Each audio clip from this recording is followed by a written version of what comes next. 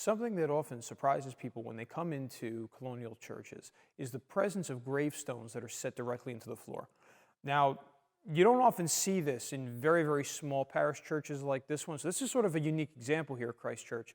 But if you were to go down to much larger churches like Christ Church in Philadelphia, where right down the street from Independence Hall, some of the founding fathers frequented that place, you would see a lot of gravestones that are set into the floor, often of very prominent people.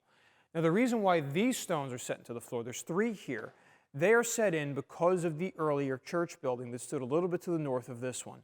When this building was built, they were essentially building on top of where people were already buried in the cemetery. So what they did was they left the bodies in place, but they pulled up the stones, and they took 3 of the most important, the most prominent people, and they placed them directly into the side aisles.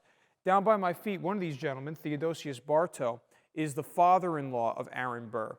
One of his requests was that his daughter be named after him before he passed away, and that was Theodosia, who would go on to marry Aaron.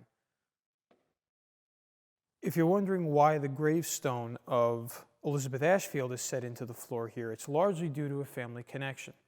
Now, if you go back to the early founding of this parish, it was largely spurred on by colonial governor Lewis Morris, first colonial governor of New Jersey. She, Elizabeth, would marry his grandson, the Honorable Lewis Morris Ashfield.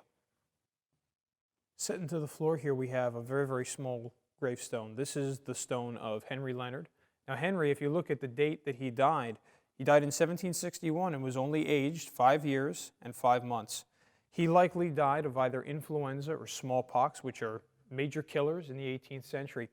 And the Leonard family itself is very, very prominent. So because of his age when he passed away and the family association, his stone was considered important enough to place directly in front of the altar.